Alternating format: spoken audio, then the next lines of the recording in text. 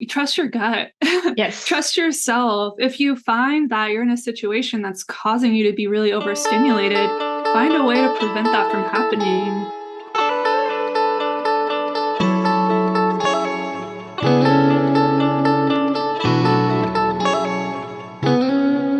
Hello, hello. My name is Annemarie, and you are listening to the podcast Business on the Brain, in short, Biz on the Brain, where we talk about how to find realignment in your life and business and tap into your intuition to really show up authentically and unapologetically as yourself in all of the different ways you show up in life and business, online and in person, wherever you are. So it conserves the energy, it attracts the right crowd of people, it feels really soul nourishing, and it conserves your energy. Did I say that twice? Anyway, in this episode, I am chatting to the wonderful Jaclyn from Citrine Labs. She's an entrepreneur helping people in Web3 environments, coming up with really innovative ways to have user testing, have new creative products like Bitcoin hit the market. And we went really, really deep in various topics surrounding the future of business, marketing, e-commerce, and how companies need to include more neurodivergent talent and actually accommodate them, and in turn, really kind of revolutionize the entire working environment to basically see people as people and accommodate everybody's own needs so everybody can thrive and be the most productive in whatever environment they like the best, be it work at home, be it in an office, be it in more sensory, inclusive environments, or just challenging people in successfully creative and nourishing ways that keeps people on their toes. It keeps people engaged and interested and loyal to the companies and to the product as well. So for companies to actually also engage in genuine conversations with the customers to solve problems that they already have, instead of creating new problems, trying to make pain points the goal so they can sell a product to address them when there's already so many issues out in the world. And if you just talk to people and understood how they use their products, you can actually level up on an eye level with them and get them to be genuinely interested in you and really become a fan and create a community as opposed to just followers and sales points. And really the core of it is just to show up more authentically and with compassion for yourself, for others in business and life, which is the entire point of this podcast. So this has been such a rich conversation. I am very happy to share it with you. And without further ado, here's Jaclyn.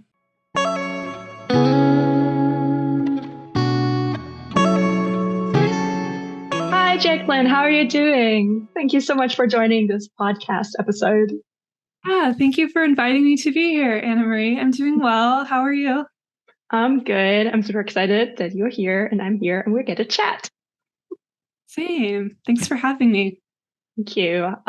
It was absolutely important for me to have you on this interview because it is so cool to chat with you about being a solopreneur with newly diagnosed ADHD and finding a superpower in that and trying to help people through it and with it, because it is such a cool thing once you realize all of the things that it opens up for you and all of the vibrant colors and all of the cool focus and multi skill sets you can develop and use and apply and see a bigger picture framework. And I love that you're doing that from a technical side, because to me, what ADHD helps me a lot is more on a creative side, more intuitive, more visual storytelling, but you are helping translate that into coding and programming, and you're doing a lot of Bitcoin. You have so many interests. So would you like to introduce yourself real quick? Yeah, and that's part of it, the ADHD lifestyle. So many interests. So I generally call myself a multifaceted designer, creative. I do a lot of work with early stage tech companies. I build websites, I build apps, I do user research. I DJ. I do a lot of work with cryptocurrency startups and decentralized organizations. So like if you can imagine remote companies with people all over the world working with this cutting edge cryptocurrency tech, like how do we turn that tech into product that people can use and benefit from and ultimately like benefit the world and society. So that's kind of a summary of the things that I do. I love that. Multi-passionate. Exactly. And I have to say, like, once I discovered that I have ADHD, and this was very recently for me, like in the last year or two, I finally had that label for myself in so many ways that has enabled me to be even more productive and impactful in my work, because I am learning how to work with the brain I have and to use it as an advantage, not fighting against it and trying to fit into like the box that the world has created for what it means to be a productive worker in society. Ditch the boxes. I hate the boxes. I'm like a cat. I just want to sit in it and then move on to the next box. You know, they don't mean anything to me. Yeah, I hate sitting in boxes. I've always hated feeling restrained, or like, you know, in roles where you're like, oh, you're a designer, you just make things pretty, you color the buttons. It's like, I get so bored with that. I want more challenges and being able to like pick up new skills on a project and really stretch myself to do more. Design is just one piece of that. Exactly. And I feel like so much in business is this kind of conveyor belt mentality, like this leftover from the industrialization, the way we are taught in school as well, to be sitting still, to take in the information and to just regurgitate the information and just not really ruffle any feathers, not think outside of the box, because then that it can't be graded properly. And then it always felt so senseless to me. I always wanted to question why, but suddenly that was rebellious in itself, the question why, when I genuinely want to know and understand, because, you know, that's how our brains approach things. We need to know all the details to get the big picture instead of working it like a neurotypical brain from like the top down, but we do bottom up. So knowing all these labels is so rewarding, is so eye-opening. And I think it is also not just for yourself, but to spread the message more out into the world. It kind of made it my mission to just nonstop mention ADHD everywhere, because people don't know about it. I didn't know about it 2 years ago. Had you told me I have it, I'd be like, no, I don't think so. Because I only saw like the little boy who's like disruptive in a class and running around and like all of that, which is what most of the studies were about anyway. So we have a long way to go. And so we need more awareness. So, and actually you were the person that brought me on this path in the first place. Really? Yeah, because we were chatting and then you mentioned you had a new diagnosis. And I was like, okay, sure. And then you just mentioned the word neurodivergent. And in my brain, I was like, hey, hold on a minute. Neurodivergent. That sounds like me. Because like so many times in my life, people would comment on, your brain is so different. Your brain always thinks out of like all of these comments where they were telling me I'm thinking different. My brain's literally different. And so this term really struck a chord with me. And I went on the internet, like while we were talking, like researching, you know, multitasking. And I was like, that's me. You know, did all the questionnaires. I jumped on TikTok, which is very much where people find out they have ADHD, because it is made for people with ADHD. And it has this amazing community where they educate you about ADHD because the doctors don't.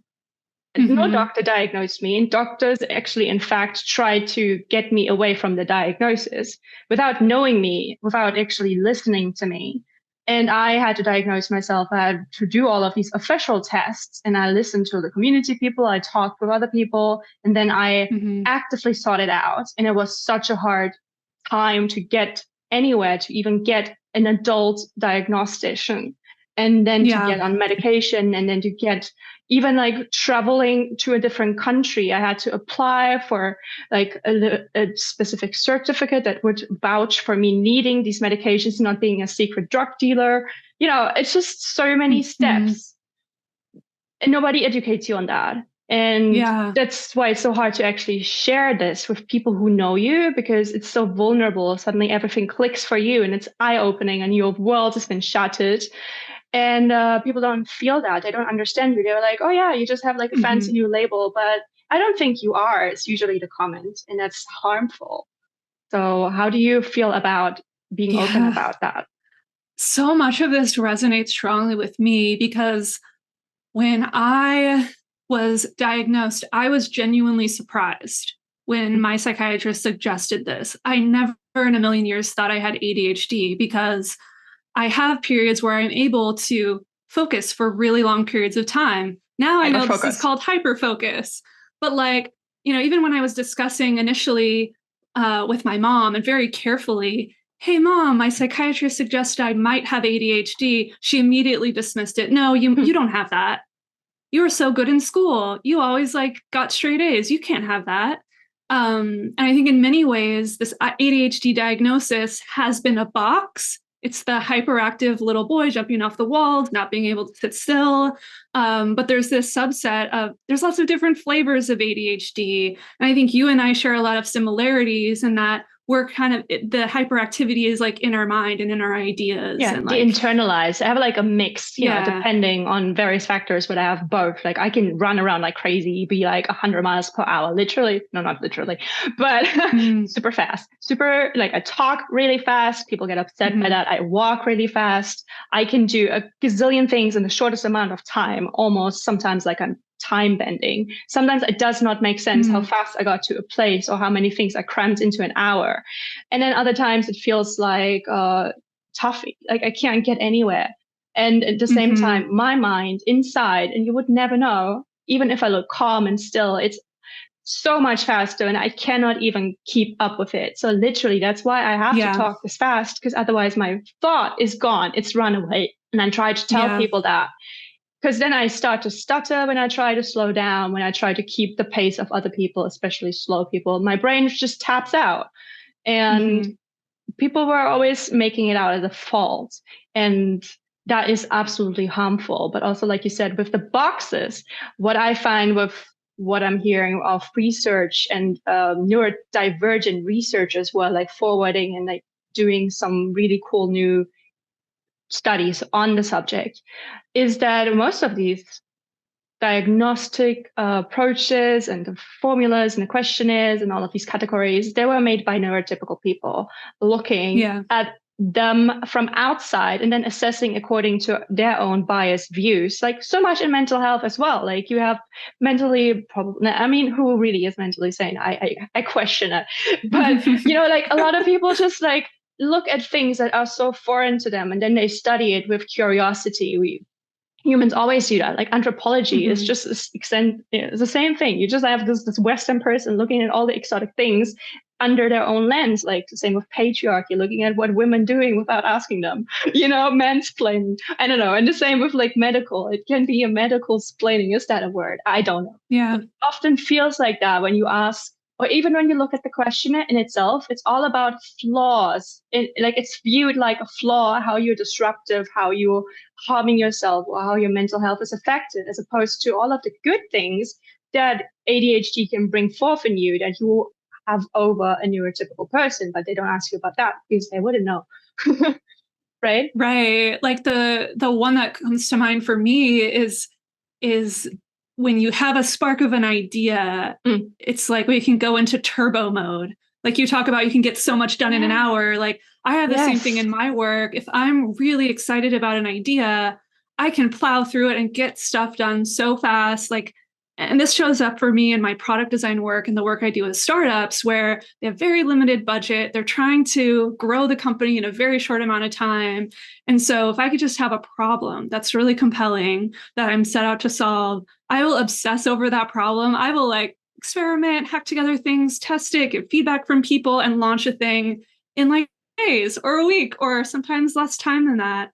And in the style of work I do with early stage companies or solopreneurs, that's a huge asset. And now I'm starting to recognize that as a strength, as a superpower that we have as ADHDers, that neurotypicals just tend to not work that way with that energy surge. Exactly. Describe it as.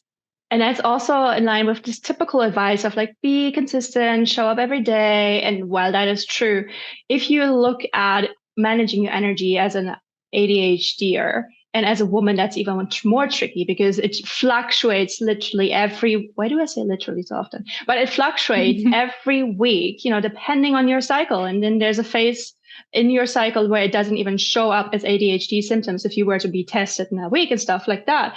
But, there's so many factors to it. And now I'm losing my train of thought, which is very ADHD. What would I want to say?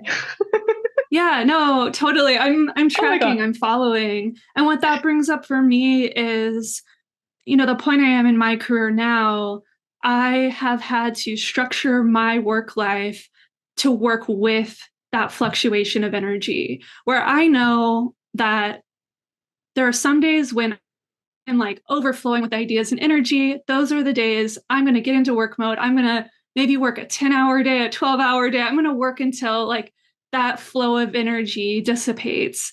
And on days when my brain no worky and I'm just feel in a fog, or I feel it's just not there, those are days I spend time in my garden. I'll go to an art museum. Like I'll recharge myself so that I can show up. Hopefully the next day that energy comes back. Sometimes it doesn't. But like my point is that having that flexibility and autonomy to be able to work when the energy is flowing and break when it's not has been crucial for me and helping me manage my mental wellness overall. Like early in my career, I really tried to force myself to fit into the box. Same. The Monday to Friday, 9 to 5. I moved to San Francisco, commuted downtown to these big office buildings, like trying to fit this like vision I had of working in a design agency and like being a career woman, that box that I saw. And that led to burnout multiple times. This like cycle played out for me like 3 or 4 times where it's a project I'm really excited about. I get really into it, get hired full time, work, the Monday to Friday, 9 to 5. 6 months later, I'm completely burned out, having a mental breakdown, and I have to take time off because I'm extremely depressed. And I just learned that that's not sustainable for me. I need to design my own work style so that I can sustain my productivity over a longer period and ultimately be happier. Exactly. So yeah, I own my own business, just like you, like both kind of fallen into this or designed for ourselves really intentionally, these work lifestyles that have that autonomy and flexibility built in. Exactly. And that's why like my doctor, it wasn't on the questionnaire, but she was like, so you're freelancer. And I was like, yeah. It's just like, most people actually end up a freelancer when they have ADHD because exactly of these constraints of the overstimulation, of the ebb and flow, or mostly ebbing of dopamine when you're so constrained, and our brains don't work on typical push that comes from being threatened with, I don't know, lack of money, or threatened by your boss, or like authority, or punishment, like all of that. We thrive on dopamine. We thrive on challenges. Give us something that constrains us in a creative way where we can excel and like prove you wrong. That's why we have like last minute work done in like so short notice. Like, tell me I need to do something in a year, I will do it on the last day. So tell me something I will do next week and I'll get it done today. Like that's different. You need to figure out how your incentive works, because there's absolutely no way you will get the dopamine if somebody tells you how horrible you are, how terrible you're working, how you need to push through, because that will only lead to burnout. Because we can only muster so much energy. Already we're doing it with masking by being more pleasing to neurotypical brains, because masking is not for our benefit, really never. And when you realize that, which feeds into being a people pleaser, because all your life you've been shamed for yourself. So you question yourself at the core, and then you look for others to mirror. So apparently something's wrong with you, in parentheses, because it's not. But if you've always been made out to do that, and you don't work in normal working environments, you don't understand. And then when you try to ask people just to gauge how they're feeling about it, do you also feel like the lighting is too bright? You hear the electricity? They look at you as if you're crazy. And don't even mention that you have voices in your head, that they play a soundtrack, that they give you intrusive thoughts, that they constantly have echolalia going on, or whatever it is currently in your head. And as soon as I took medication, that started to go away. And I was like, wait, that is how a neurotypical brain works? Like nothing? It was scary. I was seriously scared. Suddenly, I didn't know how to think. Oh my gosh. So all of these things just showed me my basically internalized ableism, which I took from outside cues. But it's so important that we like validate people. And if they say, I need headphones to work, I need you to not constantly give me your jokes in the open office. I need to actually focus to work to just accept that, you don't need to like it. But that's why open offices, I hate them. I love them to the core. I hate them. Mm-hmm. Oh my gosh, don't get me started on open office plans. I mean, the thing is, like, that works really well for a certain type of person. Yeah. I learned that it's really dangerous for me because that overstimulation happens so quickly. Then my nervous system is activated. I'm on edge. I have a hard time filtering out all of the noise and the distractions and the people coming by, and then trying to focus my brain and get into the zone on a project is just really challenging. And for me, led to panic attacks, which not fun at all, and that was actually the first diagnosis I received, was like anxiety and panic attacks. And so for almost a decade, my psychiatrist was treating me for that. Crazy thing I learned is that once I was diagnosed with ADHD, started getting medicated for that anxiety just poof, wasn't there. It was gone. Yeah. So it's like this is overstimulation the whole time. But yeah, similar to you, like in the early days, like I felt like I was ableist toward myself. Like, what is wrong with me? Something's wrong with me. This situation is working for all of my peers. Everyone else seems to really be jiving with this. Why can't I do it? And that's part of what led to my first like big depression. Was I hated myself, honestly. Like, why am I like this? Why isn't this working for me? This is my dream job on paper. Why am I having such a hard time? And I put that all on myself. I blamed myself for that. And gosh, I wish I had someone in my life then to have been like, hey, maybe this is just not the right environment for you. Try something different. Doesn't work for everyone, but I was in an office full of extroverts, and I very much felt like, I already feel like kind of the weird neurodivergent kid in the room in general, but especially in that environment, I felt very out of place. Yeah, and it's like that quote with, like if you plant a plant or a flower in the wrong soil and it doesn't grow, are you shaming the plant, or do you just like change the soil? Like, you need to find out what works for you and not apply it to everybody and then just project it or listen to all of these people who do that to you, because so many people have done it to you. Even if they mean well, it is absolutely not productive. And it's so important to have, people talk about whatever needs they have.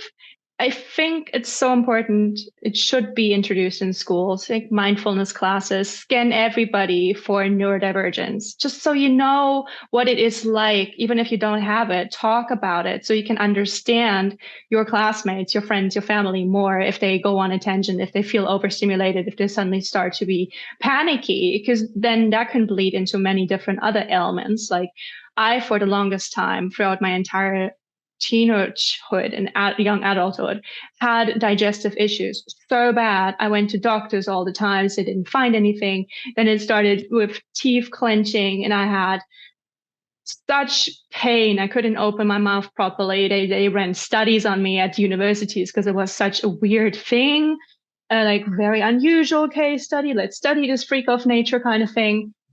Until my jaw literally popped out of my one socket, and I was like, this needs to be treated, because people were telling me I'm making this up.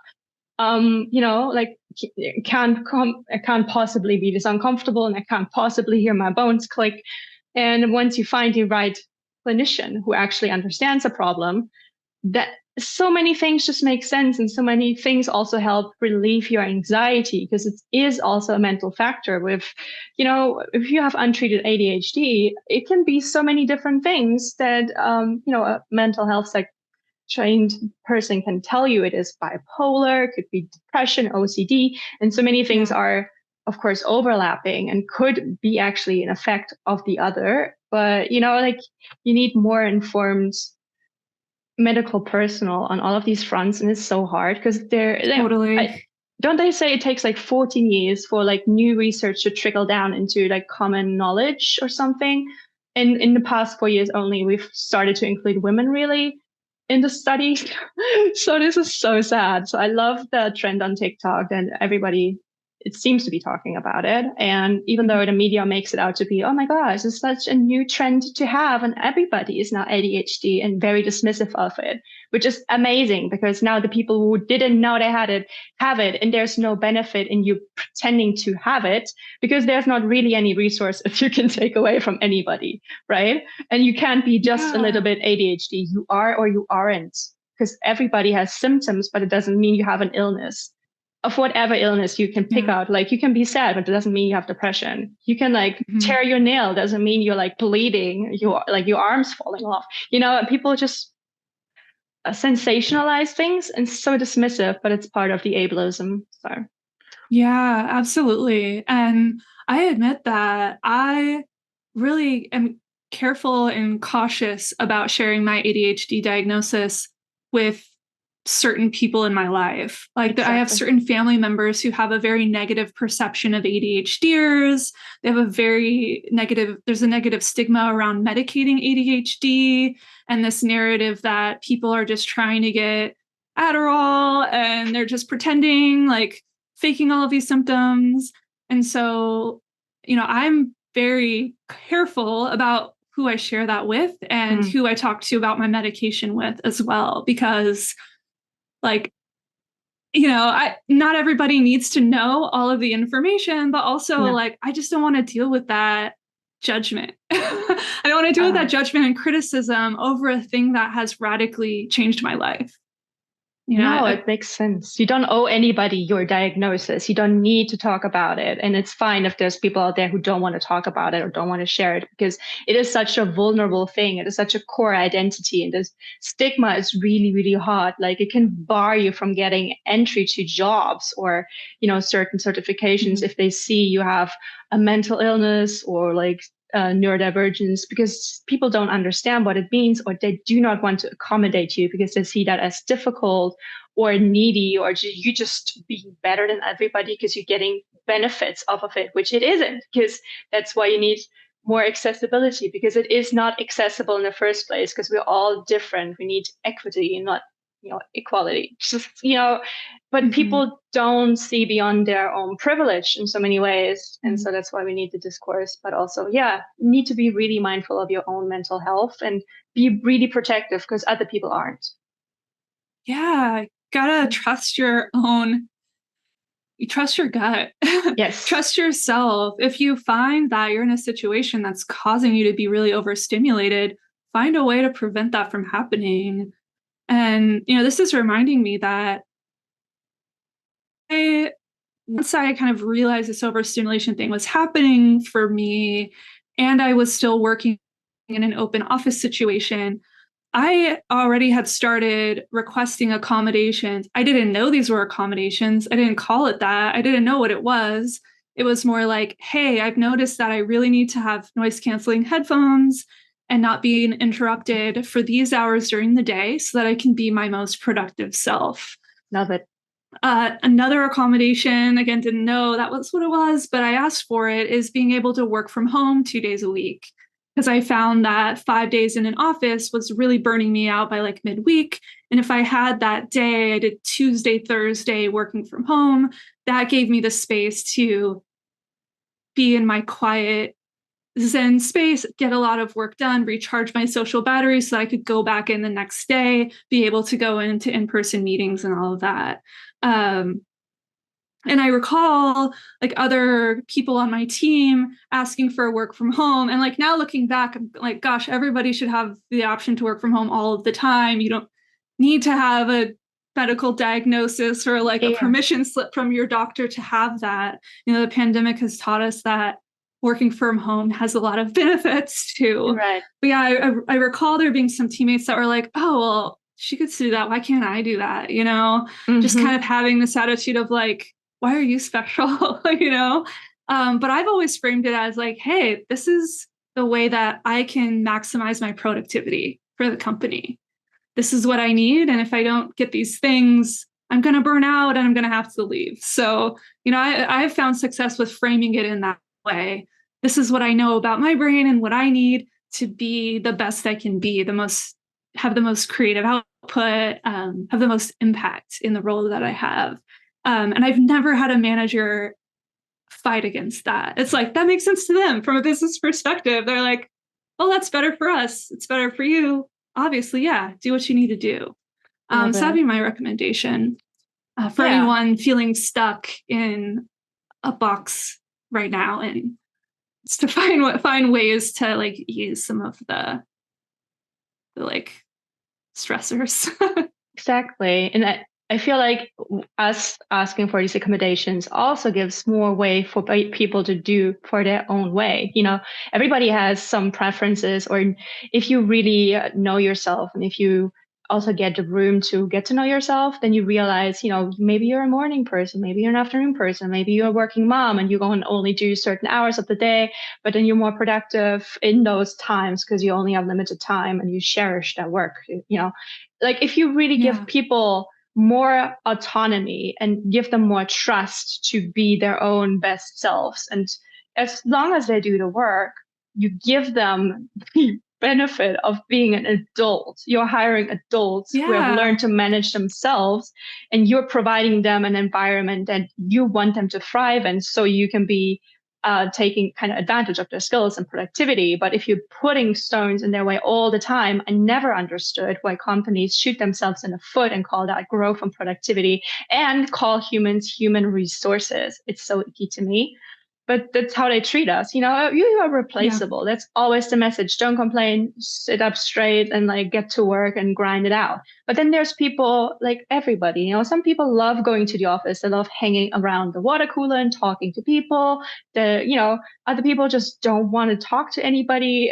Like there's so many different types of people, but everybody just always tries to create this idealistic persona. You have to be a team player, but also a leader, but also like take charge, but also not too much, not to ruffle feathers, but be innovative and work under pressure, but also like don't complain about it, take on all of the work, but like don't burn out and be replaceable, but like don't make it your ego. And it's just like so many mixed messages, but at the same time, so much of it sounds kind of like ADHD. If you ask me to work under pressure, I can't do like day-to-day things that I struggle with, like deciding if I should go shower first or eat my breakfast. It will send me into executive paralysis, right?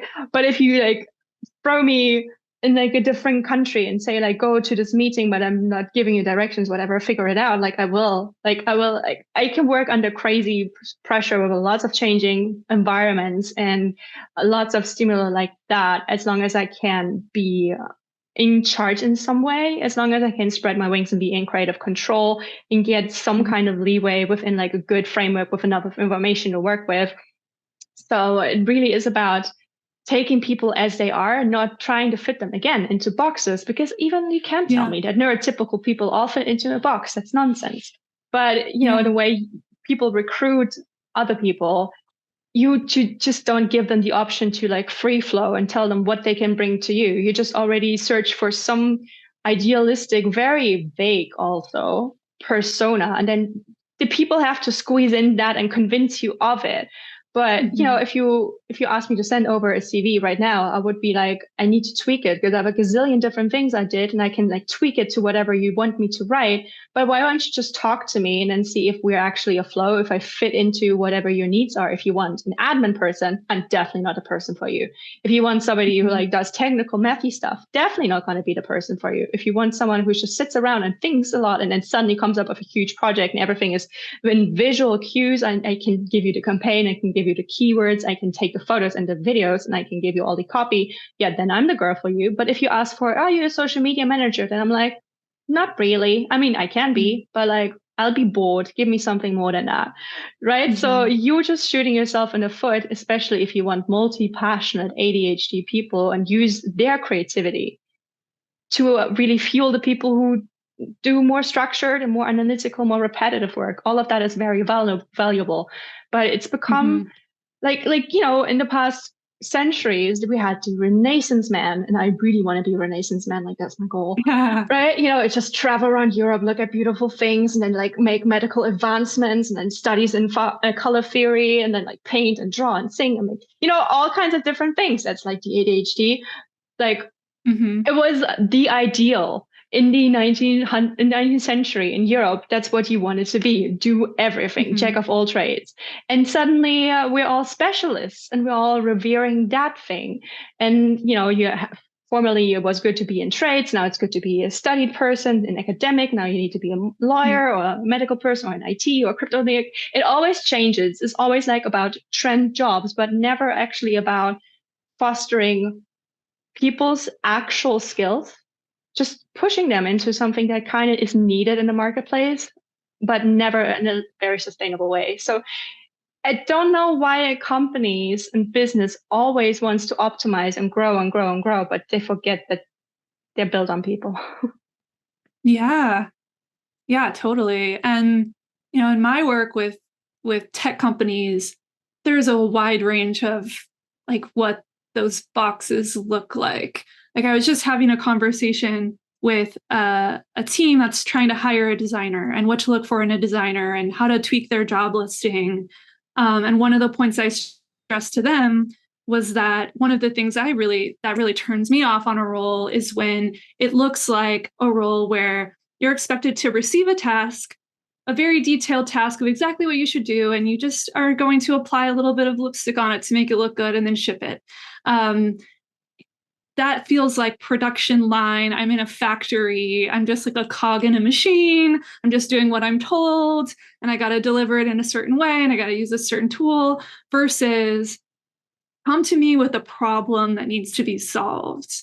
Like, we want to get more of this specific type of customer. What things can we try to boost our signups? Start with like a problem, give me the creative space to use my toolkit that includes lots of things: design, copywriting, research, strategy, tech, like coding. Like, let me whip out the tools that I think work best for the job and throw a bunch of stuff at the wall, see what sticks, what's effective, what's impactful, like what actually solves the problem. And like, let's validate it really solves the problem using research or data, seeing that sign up number go up, versus having somebody like from on high being like, oh, make this form pretty. Like, it kills my soul.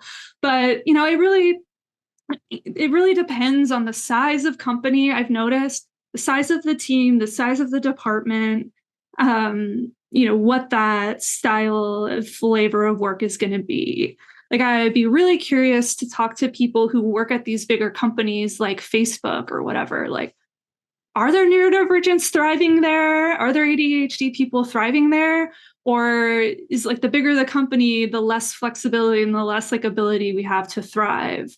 Because I know a designer, say, who works for Adobe, or at least used to work for Adobe, and he was telling me that his entire job was designing the icons for the software. His whole job, 40 hours a week job, was working on the icons for Photoshop, Illustrator. And I was like, how in the world do you keep yourself busy with that work, 40 hours a week, just working on the icons? Like, they don't change much from version to version. Like, what is that like for you, man? Like, are you bored out of your mind? Because for me, as an ADHDer, I'm like, God, that sounds so boring. That's the worst job to me. It's 10 out, like, can I bring a book? Hyper specialized, where you like work on a tiny piece of a grand system, versus working with a super early stage startup like the one, Grasshopper Kids, that I'm highly involved in. There's like 3 people working in the company, and my role is design, product strategy, research.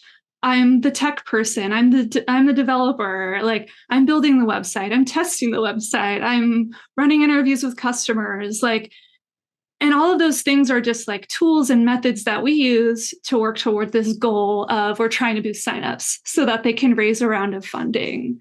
So it's like, those are, I see those as like the polar opposites of work styles. And I don't know. In my experience as a neurodivergent, I really lean toward the side of having that autonomy and flexibility and freedom to like use a bunch of tools versus being told to like do a thing in a certain way. Exactly. I mean, absolutely the same. I think there is like the sweet spot between having both a neurodivergent and non as neurotypical people, because you have the ADHD person who will look at all of the things and give you like a bird's eye view and see like all of this doesn't gel or this kind of thing. Let me just dive in and figure out what needs to be solved. Like, this little challenge, even if I don't know the problem, I will quickly acquire enough knowledge to get to the core, or I will like I will chew people's ear off about asking all of the questions. How does this work? How do you do this thing? Can you explain this to me, until I get it, and then I lose interest. But then the expert can step in and I can teach them, okay, this is what needs to be done. You're the expert. I trust you. I'm not going to micromanage you like those managers you said. Like, I know what needs to be done. This is what I want. This is the goal I want. This is what I think could be the direction, giving you pointers, but then leaving it up to you, to your expertise, and not directing people and telling them exactly what needs to be done, because then you could just do it yourself, but you're too lazy or you don't have the time. And then you're just being held up in the process. You're holding up yourself, you're holding other people back, and you don't ever get an innovation. So that is where neurodivergent is really, really powerful if you let it. Mm-hmm. Yeah, and you're right. Like some people thrive in that. Other people love having a list of tasks to complete. Like that's how their brain works. Yeah. Or they love being in the office. So like the point is there's no one right way to work, but it's like which way works for you and how do you optimize for that, and like find a team or find a client that is on board with optimizing for that for yourself. Exactly. Which is why I'm lately super on the train of being unapologetically and authentically yourself, because that, well, it retains your energy. It takes you away from potential burnout because you're not trying to mask, you're not trying to bend over, you're not trying to be someone that you're not. We're always focusing on working on your weaknesses, but why can't we just like accept we have these weaknesses? Let's focus on the strength, and then somebody else can step in for the weaknesses, because we're all complementing each other in a way if we let it. Right. And then you can have more room to develop yourself and allow others the same compassion for yourself. And then we can all thrive. And how is that not beautiful? Like, how is that not a good way to go about it? And it feels very vague. You can't just grasp someone because you need a specific role filled, but then you don't have the indicators. So I get why people want you to have boxes so they can better understand. That's why we need labels, right? To help understand and like assess people. But at the same time, they are people. So if they are able to show up authentically, they can work really from their own motivation. They can be much more inspired, no matter what they're working. If they need energy and then they need to chill, or if they constantly work every day, if they can do the grind in a way, that, it needs to be intrinsic to them, and you need to acknowledge and honor that and give them the tools. So I feel like the accessibility goes on all different categories if you just see it as that. Mm-hmm. Yeah, totally. Mm-hmm. Yeah. But I think that needs a huge shift in society, because we're always thinking about lack, like, oh, why are they getting something that I don't know? Or like, I didn't used to have this, so now you can't have it. Or I fought for this, so you need to fight for something too. We can't just let people be. And the same with compassion. And that's the internalized ableism too. Like constantly, I notice myself shaming myself for little things, and the more I'm aware of it, the more I can stop it, and the more I will stop it with other people. It's so normal to trauma bond, or like to weep and about whatever terrible thing happened in your day that throws you off, and then people just bond over gossip or how terrible the workplace is, instead of seeing you have the agency to ask for your boundaries being met, to ask for your needs, and then see if they will accommodate that. And if they don't, you still have the option in some capacity to make changes. And of course, that comes with a lot of privilege. Not everybody really has a ton of choices, but it's especially those who can make a choice. And if you have the ability and the knowledge that you also extend that to others. Like when I, for instance, the big change for my mental health was when I started noticing how I talk to myself. Would I ever talk to other people, anybody, like my best friend, for instance, in that way? Absolutely not. I was horrendous to myself. And so now I'm making a huge effort to talk to myself as my best friend, like my best cheerleader. And then some people take that as arrogance, and I'm like, yeah, I did it. Like, I'm awesome. And I literally clap myself on the shoulder and like cheer and do a little happy dance. And people are like, what? And I'm like, celebrate yourself. You're amazing. I think this is cool. I did something cool. I want to share it. And there's no arrogance about it. It's just spreading joy. And that might inspire you to do something cool. Like when I started to just ditch the work and I traveled the world and I started freelancing that way. And I met all of these amazing women. And they saw that I was by myself. And so they were like, hey, you're traveling solo. Isn't that scary? And then I shared my stories. And then every single time, they were like, oh my God, you're so inspiring. I wish I could do it. And then I would be, get me on Facebook, let's be friends. And I will like tell you you're amazing. I tell you can do it. I tell you all of the tips, right? And then a half a year later or so, they would like send me a message. I'm like, it's my first solo trip. It's just a weekend, but like I'm doing it. I'm like, whoop, whoop, like amazing. Celebrate that. You know, if we all just share our passions and not put a stamp on other people, what you're supposed to like or not like, or like, I don't care maybe about your favorite movie, but just like info dump on me. Tell me how passionate you are. So I can do it, so everybody can do it, and know your own boundaries. When you're like, I'm overstimulated, please stop talking. So like the more you do that, the more you can also see what your needs are in any given moment, so you can avoid having sudden breakdowns or sudden overwhelm because you already see things coming. So you can gently communicate that as a way to preserve yourself, but also help other people understand you. And it just helps you be a better functioning person. Because I was always, and still sometimes, I'm the people pleaser. And it felt like I needed to be, because, ADHD, they always tell you what's wrong. But also because it felt like I was not allowed to be myself and there's something wrong. So I wanted to help others, like make others tell me how I should be to be better for them, which in itself, at the end of the day, is kind of a mask, a manipulation. So you are liked by other people, so they accept you for who you are.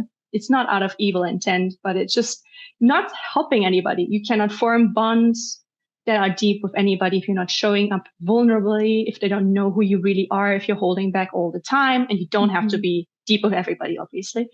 But it just helps you feel more fulfilled, more in line with yourself, and tap into the intuition, which everybody has. But I think with ADHD, it's really, really important because your body knows what it needs. And if you suppress it, burnout. So what you're really speaking to is respecting yourself, like having respect for your own needs and putting up boundaries to protect yourself and to care for yourself, which I think about in my early career. I never did that. I was always people pleasing, trying to fit into the box, trying to change my personality to fit what I thought the other person needed or what my manager wanted from me or needed from me. And what I learned is that that's not sustainable. That leads to burnout. So, I think of my 30s as like my authenticity era, my being completely open about who I am, what I need era, so that I can attract the kind of person that I really want to work with and the projects that are really going to jive with my strengths and like what I want to do and what it brings me joy, but also projects that I can have a really positive impact on, like I think about, I had an experience with a client where immediately right off the bat on our first coffee date, I had this intuition, this gut feel like, I don't think we're going to work very well together. But at the time I was like, oh, I got to say yes to everything. I got to say yes to him. He's like a friend of my friends. Like I want to help his project. So I ended up taking on that project. And it was very challenging to work with him for a lot of reasons. But one of the things that he reacted really negatively to was me using an emoji in a message. Like, I love emojis. Like, Yeah. I love adding some like personality to my messages. I like working in a casual, fun, friendly way. And so when he reacted negatively to me, you know, essentially he was saying like, that's not a professional way to speak. I was like, all right, dude, nice working with you. I mean, I didn't immediately say that, but I transitioned myself out of that project because I knew I couldn't just freely express myself the way that I wanted to. And so now I have on my website somewhere where it says like, I love speaking in emoji. If you don't like that, I'm not for you. So you even put it in your heading. You have emojis in your heading. I love it. Yeah. Now I'm like really upfront with the fact that I love using emojis, animated GIFs. I love sharing playlists with my coworkers. Like those things make me feel joyful in the work that I do. And so, you know, I want to be really upfront with that so that I turn off the people that are really not into it and that I attract the people who are. Love it. I always call that the business sorting hat. You know, because you don't want to tweak yourself to fit every client. So who are you really? Like, what can you actually do? And then there's so many other people out there. Why don't you go to them? Like, why don't they go to those? Because if you really show up authentically, you will naturally repel the people that don't like your style. And then they can't give you the negative vibes or like make you feel less than, or, you know, dictate whatever professionalism they see is accurate. And I have a big beef with professionalism as itself, because what does it even mean? Like, professionalism is just such a way to dictate how you appear to other people. It's just like a business mask, right? So like, it doesn't mean that I don't have any skills if I send you an emoji or if I send you a GIF, or if I'm like wearing colorful clothes or like donut hand, like rings on my hand. It doesn't mean anything about my skill set, my brain. It just means you maybe don't like my style. Maybe it's not how you communicate. Maybe you expect a different kind of formality, and I'm not that kind of person. So especially with my neurodivergent brain, I will forever tweak a stupid email because I do not know if I get the tone right. And that's why I love using emojis. So I don't come up as like abrupt and too direct and too assertive, especially as a woman. That's always like an issue. So, you know, I'd rather have a Facebook chat or a call where you can see my face, where I can see your face. And then if I can't, there's an emoji, there's a GIF to give you the tone that I want to convey, the emotion that I can't put in the words. Yeah, I use it in the same way. Add some emotion, some spice, some tone to the message. And yeah, I'm always like overthinking my messages. I don't know if that's an ADHD thing or just a me thing, but I'm like sometimes obsessively like overthinking my messages. And I think it's because in the past I have had negative reactions from people, or people have interpreted something in the wrong way when I didn't mean to. And so I'm always like hyper vigilant about how I phrase things. But yeah, I love using emojis to make it feel more light, make the communication feel light, not serious, like, hey, we're just collaborating together.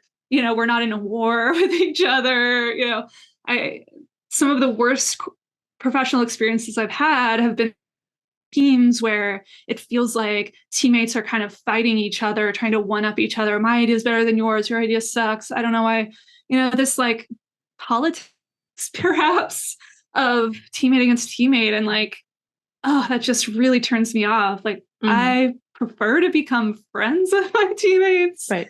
We're all on the same team. We're working toward the same goals. And so, yeah, things like emojis, GIFs, music, fun virtual happy hours, all of these things like just make me enjoy work more. And I think same is true for the people that I love working with. Right. I feel like there's like a peddling in a business sense, you know, sending that. Just like, I follow you, this emoji, this gift. Ooh, there you go. Yeah, totally. Yeah. And it's also so, oh, and I lost my train of thought again. I think like I'm on a mission that I really want to make business fun. You know, there's so many people who take it so seriously and is so stiff and upper lip and, you know, corporate clean, you know, the way you wear your hair, the way your colors, like what kind of suit, like your accessories. Like even once when I was still trying to get like a regular 9 to 5 job after graduating. There was even one point where I researched how to put my parting on my head, because that gave out different messaging to people, because forever I am struggling with social cues and, trying to make more systematic sense of things, how I appear to people, to kind of control that, to fit into their narrative. And now I don't, because, if you don't like it, then you can move along and it's totally fine with me. And then you attract the right kind of people who like my colors, who like that I talk fast, that I have all of the ideas on the spot, they have energy, and then they feel the energy afterwards. And then they want to infuse fun and playfulness in their business as well. And I think this is so important, that we have all of these different kinds of businesses to appeal to all different kinds of mentalities and tastes. And, you don't always want to just have everything be the same. Why would that be a thing? And then they force innovation and they force new trends to shake things up. But if we just give more space and room for different sentiments of people, it would just be so much more rewarding for humanity overall and for happiness. But I mean, often a business and the economy doesn't really want happiness, other than it being a commodity to sell to people, So it's really important to always like speak up about it and be like, I don't know, a vanguard of sorts to show people it's fine to be as you are. If you're weird, if you're quirky, you're my kind of people. Because we always felt like an outsider, and then took social media for us to realize, oh, you have the same thing like me. You have the same thoughts like me. You do the same, your hands are always cold and people are telling you that's weird, but like, it's not just me. Suddenly it's not just me.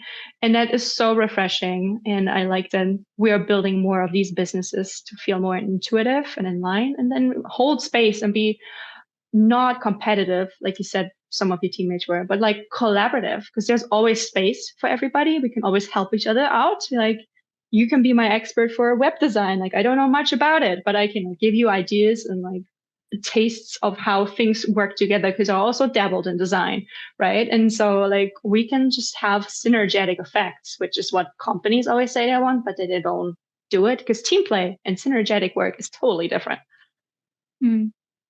Yeah, totally.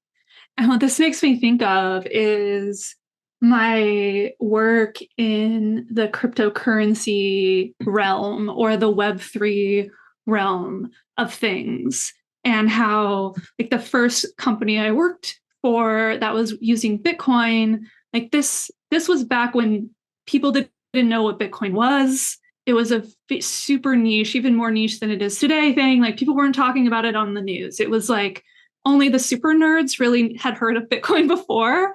And so the type of people that were working on that project were all neurodivergent.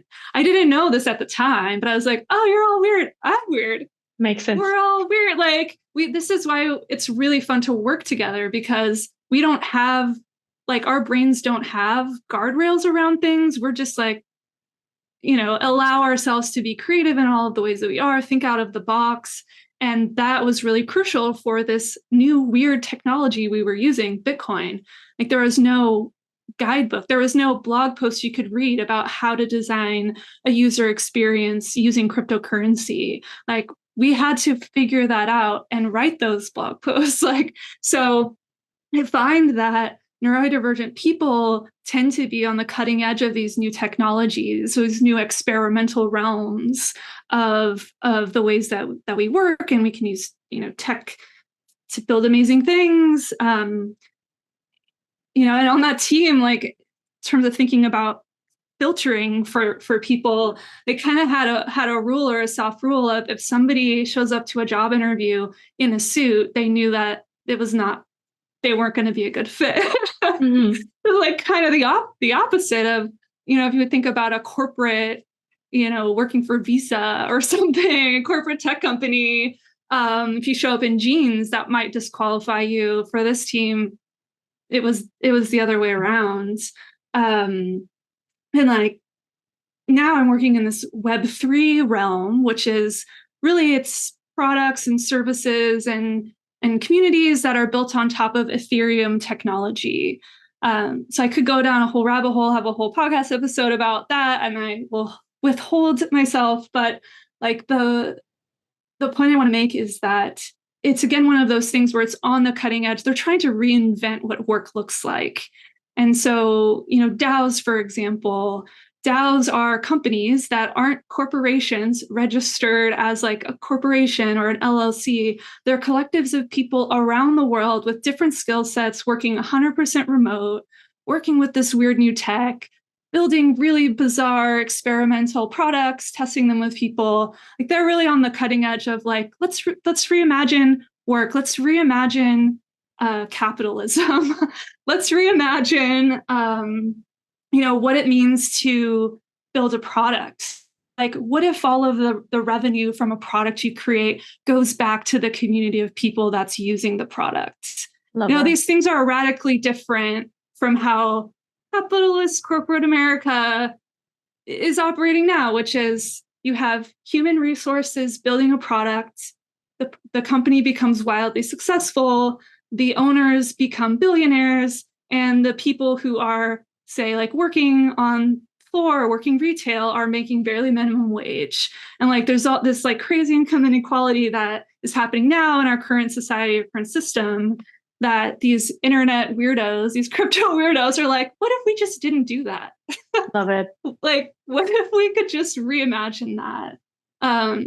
But yeah, like the great irony now is now these big corporations want to start crypto projects. And so you see companies like Twitter creating a crypto team, a crypto initiative, where they're going to somehow find a way to integrate this new tech into the system. Visa working on a digital currency, PayPal integrated crypto. So like these bigger corporations are now like, oh, that weird thing that we thought like wasn't going to go anywhere. Now actually maybe there's some useful stuff in here. And they're kind of trying to pull in that new culture and fit it into the old box. Right. Without actually honoring what made it even in the first place. Yeah. Yeah. Yeah. Like decentralization, so powerful, such a world-changing idea. And all of these centralized companies are spinning up, the old way, the old model, and calling themselves crypto companies, but not actually adopting decentralization as a core principle. So there's just like a lot of, for me, like I'm really fascinated by what's happening with that realm of technology. And I think it really does relate to this idea of like neurodivergence on the cutting edge have a lot of strengths. So, yeah. And innovating and building these new things, and people still trying to put it in a box. Exactly. And I've seen the same thing happening in like the influencer social media marketing world, because I've been doing, social media marketing for 9 years, or actually more before I even was a freelancer. And it's been a long time, and people still to this day are like snubbing their nose. They're like, oh no, this is like superficial, like ego driven and freebie suckers, like freeloaders. There's so much stigma around it too, but companies are starting to see that that sells. If you actually have word of mouth marketing, if you follow a genuine person online who's building a brand out of their life, sharing what they genuinely love, then you believe that more than like Kim Kardashian, who is being paid to promote it, right? And then as soon as they become big, people are starting to be like, oh, tall poppy syndrome, we don't believe them, you just want to be a sellout, whatever. And then companies are like, maybe we can actually make a big buck by not just underpaying all of these influencers who now charging more of their worth, but no, let's just like, the trend of the UGC, let's just get like regular people, like a digital Tupperware party to share their things. We give them free stuff, which actually means they work for us, but they don't get paid, but they have to pay taxes on free stuff. And they have absolutely no legal information. So we can like rip them off and make them liable without them having proper contracts. So ripping off real people. And then at the same time, companies are using in-house marketing teams, oftentimes still to this day, using the untrained intern to just run the social media, just be a PR creator, analytical person. It's just like so many roles in one, and given it to someone who doesn't really have the training, because there isn't really training on social media still, and it's different in classical marketing. But they form all these internal marketing teams to do a TikTok account, like to have like maybe even a studio with equipment so people can use it, which is good, but also not, because you're stripping away all of these diversity from using different kind of people to tell stories in their own way, so it relates to the actual people, the actual users, because you do not know all of the ways people actually use your product or all of the value they find. You can do a lot of research studies, whatever, but then you optimize the copy, you strip it down, you put it on the marketing, it looks too corporate, it looks too clean and glossy, and people are turned off by that. So even if they fake like a blurry iPhone footage video and then they make shitty looking captions on it just so it looks more rough and raw and authentic, it still doesn't get the point across. Authenticity. Yes. And it's like has always been one of my biggest pet peeves when I try to pitch to companies, because I pitch to them when I see a need, when I like, oh my gosh, you look boring. It's essentially when I sort of look at you, I'm like, you're like, what are you even selling? I don't feel it. But I do love your product. So like, why are you boring? I want to help you. I want to tell everybody how amazing you are.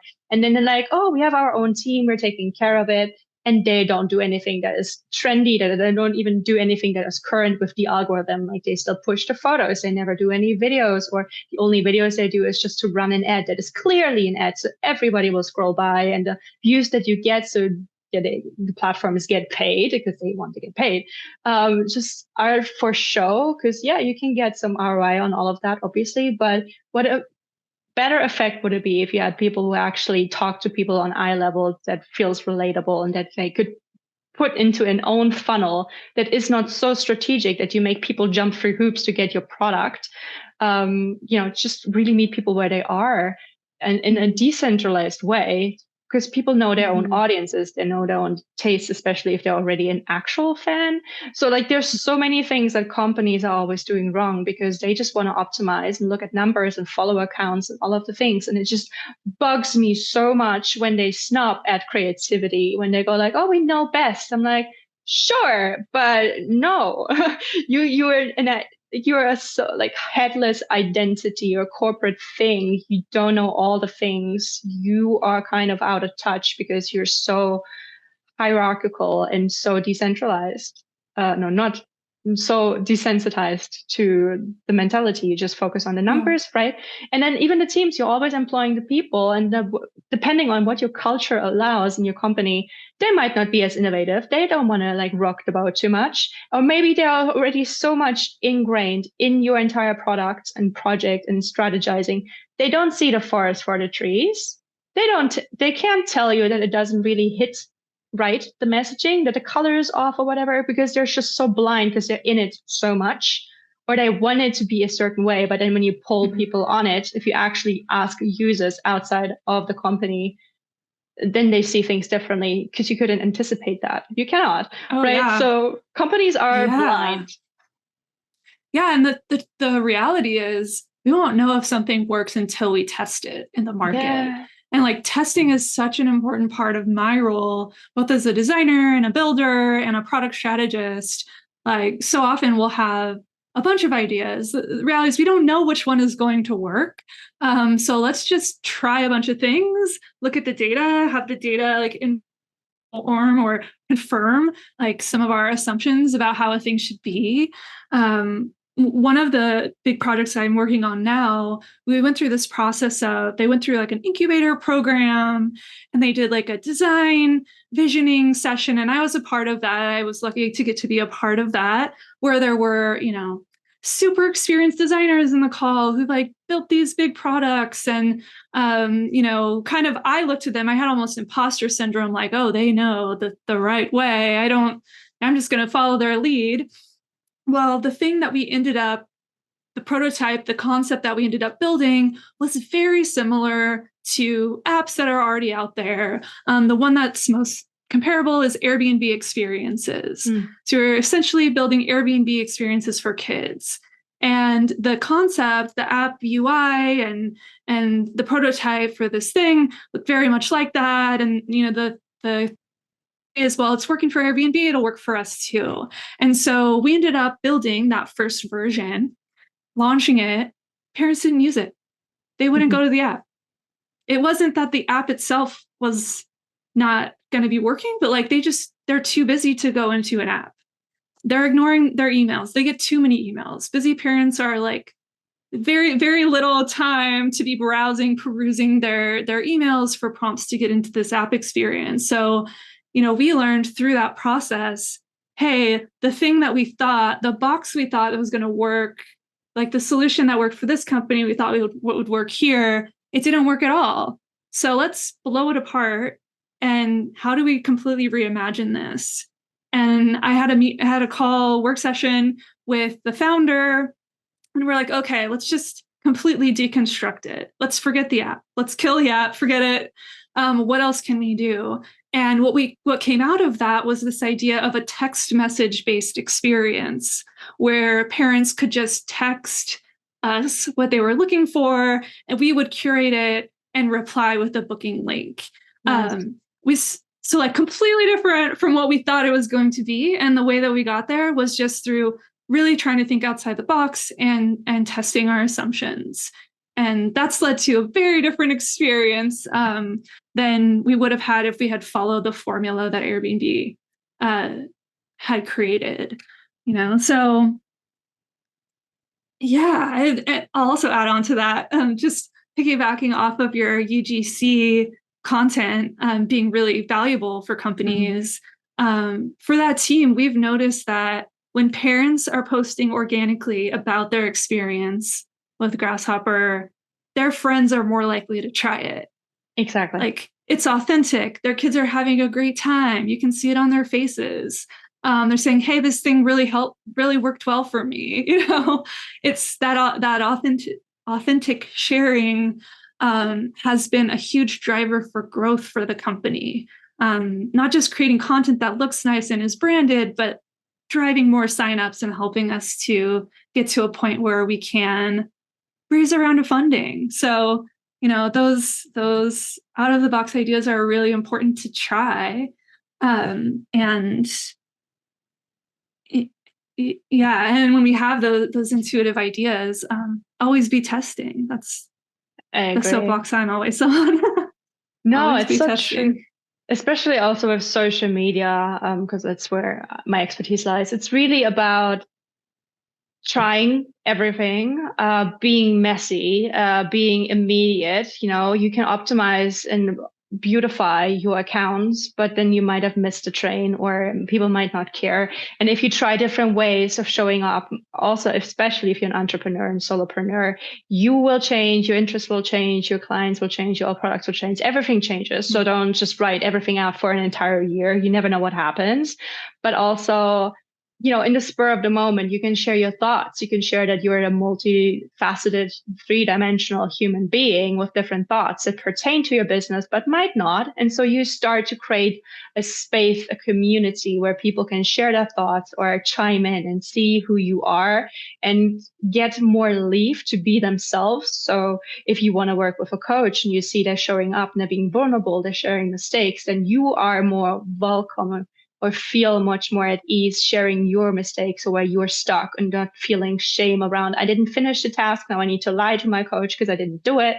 Or, you just show up in that way, and companies can do that as well, because they're this big entity, but if they actually get the customers into conversation with them and not just through outsourced user testing or product testers, but if they are more present on social media, which the really successful social media accounts like Duolingo was constantly trolling everybody, or like the German train Die Bahn was also trolling itself all the time because they get shit on a lot for a lot of different reasons, but they're making fun of themselves. And so people start conversation and they will naturally give you feedback. And the way you react to the feedback will tell people how they would view you. And that is the best PR you can have, because PR, you can only control so much how people view you. And if you are open to conversation, if they feel like you actually listen to something, and if you actually want to help them and not just sell them on some problem that you can fix, but if you are actually there to, okay, those are the actual problems you have, and we have actual solutions for you in the way that you need. I mean, there's always the difference between what people say they want, but actually what they need. But to communicate on their level of wants and solving their needs at the same time is really the key. And a lot of marketing so far has been in trying to manipulate an emotion to make you feel a necessity and a lack, so you can sell to them, but people are smarter. So marketing is always evolving, like the influencer marketing, like the big celebrity marketing, now the UGC marketing, now like super glossy Instagrammable accounts, now super messy TikTok accounts. So you always are trained as a consumer to spot the ads and to not look at them anymore. People don't even see ads on blog posts anymore. Like when they do like the eye scan test, like where the eye goes, they just skip the ad. You don't even see it anymore. So marketing always has to come up with new tricks, basically, to make you feel urgency, to make you feel like you need this thing, to make you manipulated you basically into getting the product. And that feels icky. So I would like to see more genuine marketing, because people do want stuff. We're still living in a capitalist society and we all have problems, and everything at this point is very individualized. Everything you have to do yourself. You don't do communal stuff together anymore. You don't do like shared laundry washing. You don't do shared grocery. Like you always do everything yourself. And we're constantly overworked. You're constantly overwhelmed. We have so many things we need to do. Adulting is hard. And so companies are piling on that, making new problems and new problems. We already have all the problems. We can make it generally easier. Like there's a lot of potential to help each other out through, it can be charitable work, community, like building third spaces, whatever it is, new communities, new workspaces, the remote DAO companies, like all of these are so important at the core essential problems that humanity has. And so we don't need to construct new things, I think. Yeah. So, yeah. Oh my God, this got deep. Absolutely. Yeah, no, I'm right there with you. I wish more companies, projects, entrepreneurs, I wish more people did more user research or customer research. And by that, I mean just having conversations with humans that are using your service or your app or whatever the thing is that you build and you're selling. I am always an advocate, and this is a huge part of my role as a product designer. We use the term user research, but really that just means identifying the person that's using the thing that you have to offer, understanding why they're using it, what problem it solves for them. Like, how are we solving that problem better than other services, or like what other problems do they have that we're not solving? We could help solve. So for us, we're really grounded in what are the top problems that our customers are having, and how do we optimize for making the solution like as easy as possible to use? Like, how can we better assist them in doing the things that they need to do and solving the problems that they have? And the second order of benefit is, well, they use us more. I mean, of course, that's the business need, that's the business goal. But if we start with that user goal, we're going to reach our business goal. I think a lot of companies miss out on that. They're like, we're going to push. Like, we could have had a really icky marketing strategy of like, if you don't put your kids in these experiences, they're going to be behind in class. They're going to be, we could manufacture these problems. But ultimately, we were like, no, what is the real need? Parents are extremely busy. They're trying to juggle working and being a great parent, taking their kids to school, to other activities.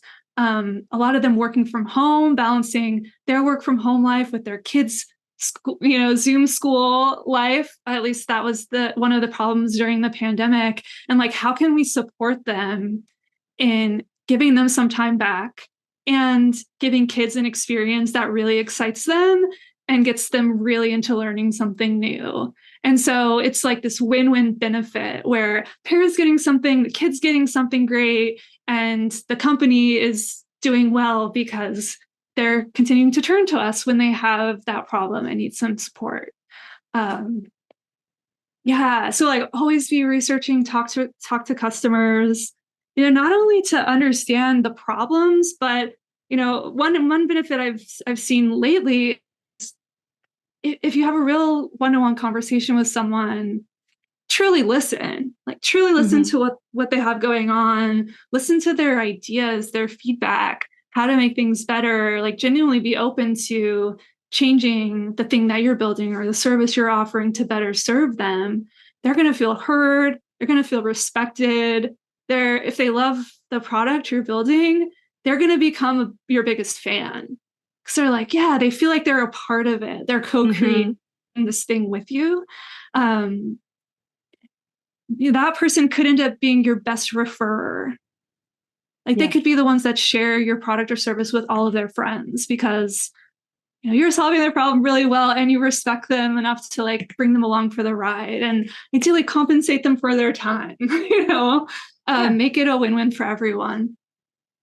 And that's, again, word of mouth marketing. It's very authentic and genuine, and it opens up a conversation instead of dictating. Absolutely. Yeah. I could talk about user research all day. Oh, it's so good. I feel like it's in another form for entrepreneurs. It's like network marketing. Like I found the most powerful way, and I think that's kind of also how we met. It's just me learning to just hit up other entrepreneurs because I think they're cool, or maybe we can collab, or maybe they're an ideal client, but not actually waiting in the wings to launch a pitch at them. Like so many people are doing, you befriend them, you talk a bit, and suddenly they just come out of the left wing and hit you with a pitch and like, yeah, you got to click on this link. Yeah, I'm selling this, really works for you. I'm like, I don't want to hear from it right now. For like, there could be a gazillion reasons and maybe you can address them all, but there should be like business consent. And it's so important and validating if you actually want to listen to that person and see if you jive in the first place. And then that's how I started to rearrange my business. And it still feels a bit hard to wrap my head around because it's so vague and intuitive, but I do not want to like put any kind of specific services and products on my webpage because I want people to talk to me, because that way I can know if I actually want to work with them or if they want to work with me, and actually what their problem is and how I can help. Because so many times they come to me like, hey, I have a video, can you do this thing?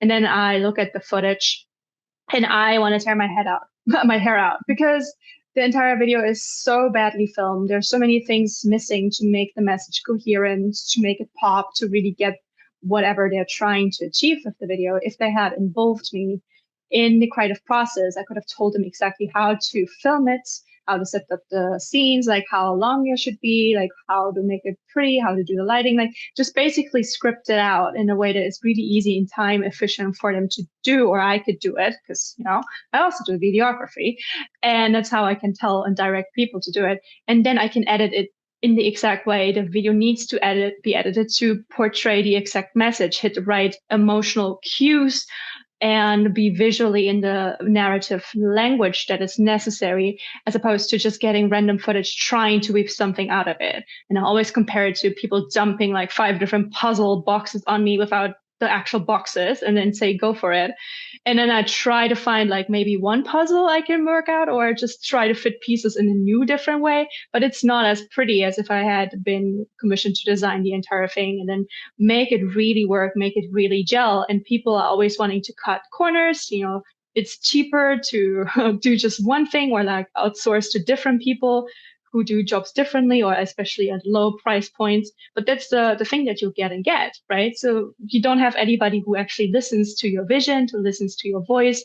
Because when I talk to clients or just anybody, I just get a sense of their personality. And then my brain goes into movie mode and tells me which colors I should use, which pacing, like what genre it could be, like what music is playing, if there's text or not text, if there's like a movie, or if it's just like, the way it's structured, the way it feels as a person, how it can be translated visually. And you can't just give that to someone who's very analytical and very technical about the video editing, unless you really just want an animated video that is an explainer thing from A to B. You need to find a different need and a different visual to express different points of messaging and the different parts of the funnel. So if you just want to portray your brand message, you don't want it to be so boring and so sterile that there's no point in having it in the first place, right? So companies can definitely benefit more from creativity and those aspects where they don't even realize all of the things are missing, because how would they know? And it's not their expertise. So you need to, like we said in the beginning, circle back, like full circle here. You need to talk to the expert and let them talk back with you in a conversation, so you can actually hear what you need. And I'm a big contender for you should have done everything yourself at some point, even if it's terrible, just so you know what it actually is you're asking, especially in design, especially in video editing. If you tell someone, make it pop, what does that mean? It's the worst thing for designers or like editors to hear that. It means nothing. It basically asks you to read your mind. And that's a lot of customers who ask you to use your creative freedom. I trust you. And then they have expectations, which they did not communicate, but maybe they didn't have the exact framework, or maybe they didn't have the time to talk to you. So even if you send them like a questionnaire, which I usually do, just to make them think of specifics, like what tone, what vibe, what main words I want you to use, like what's the point of the video? Do people sign up for something? Do people take action? Do people buy something? Do people get information? What is it? And all of that informs the entire product that is the visual that you want. So it's working it backwards, like very neurodivergent is my approach. I need all of the details so I can paint you the picture. I need to know all of the puzzle pieces so I can actually make them, and then they make the puzzle, instead of just, doing something out of thin air and it just like whatever works. There's no experimentation in there. It's just too predictable to a point where it doesn't work, I think. So that's what I like to do more. And and you're great at that. I was just thinking about the process of making the video for my DJ set that you helped me with, that you wizardessed. I remember in the beginning, I think I asked for like, take this footage I have, take the audio and just like make something that's short, that's like just kind of mash those things together so I have something to play for my DJ set. And I was blown away. Nah, boring. I was like blown away by how like you just took we were on the same wavelength. I'm like witchy, kind of goth, kind of rainbows, sparkles, like that's the vibe. And you took that and ran with it. And like the end result, I tell you, like I had chills when I watched it because I was like, this is so me. And it's like way more than I asked for. Like you layered in like that moon imagery. I know, like, that was the flowers and like all this stuff that I'm like, I'm so into moons, like I'm so into flowers, like you get me. And the end result was so much better than if I had gone to, and I've had to do this in the past, like go to Upwork or something and like hire, or Fiverr or whatever, and say like, please edit this, put some audio to it. And they'll like do literally what you said. And nothing else. And so like, while that's really cheap to do, it doesn't result in something that's like amplified, like an amplified version of the idea. I feel like that's also like a typical neurodivergent versus neurotypical approach to things. And because you didn't give me all of these pointers, right? You didn't tell me witchy or use the moon or like make it, how long was it? 23 minutes or something. And it was like a smooth loop. So you can like loop it and it didn't look like a cut. Like I need to figure that out. And mix even like a little bit of, no, I didn't mix the music. You mixed the music live. But, just through the conversation, for like getting to know you and like listening to you, these visuals came to me. And it's so hard to like convey that to people when they go like, what's your approach? What's your packages? What's your price point? And I'm like, talk to me. And it makes me so insecure because it just doesn't give you anything to go by. Because, when people ask, how much is a video? I was like, could be 50 euro, could be 5,000. Like what video? What do you mean? You don't go into a supermarket and say, so what's the price? The price for what? It makes no sense.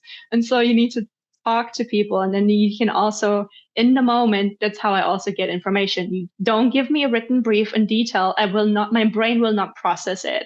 I will freak out. I will have the gazillion questions. I will not know what you want from me. But in a conversation, I can follow up on like impulses, on questions, clarify if you get what I'm thinking, if I get what you're thinking, and then we can spitball from there. Like I really like the synergetic effect when you just like, they say something, you're like, have you thought of this? And then they're like, no, because my brain is going in a different direction. I'm like, well, that would be more effective to what you want, but you're trying to force it in this category. Like you just try to force it on Instagram. It doesn't work on Instagram. Have you thought about TikTok Well, like, oh, I'm always trying TikTok trends and I don't know. I'm like, have you thought about just talking to the camera?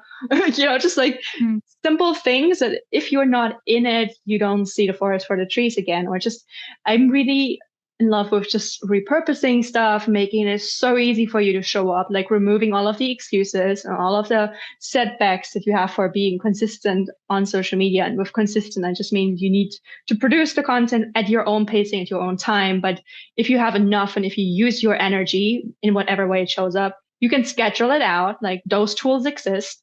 So it's easy for you. And then you can have a VA who's very strategic, analytical, and, just generating stuff. And they could do the boring work for you while you show up in your own zone of genius and you just like talk about your passions and about what cool things you've done. And then they can make you look good, but you are basically already the gallon head figure and the director of your own business while also getting support. So like, again, the kind of nice gelling between the experts and the generalists and at a small form. Love it. Yeah, I love that. Oh my gosh. So we kind of come full circle here. Hey, a nice way to wrap this up. Do you have any passing thoughts, anything you wanted to address? And also, where can people find you? Well, people can find me on the internet, citrinelabs.co. That's my agency website with information about the work I do as a design mercenary. You can also find me on all the socials, Jaclyn and I, JACLYNLENEE. Follow me there. And if you are a designer looking to break into the crypto realm or Web3 or explore this whole idea of DAOs and decentralization, go to web3designers.org. Join our directory. I do a lot of work to try to help matchmake and help get designers work in the realm. We have a lot of fireside chats, and we have a Discord channel where we have peer-to-peer support. There's about 1,000 designers in that channel from spectrum of very experienced OGs in that realm and people who are brand new just learning. So you're welcome to join us there. I love that.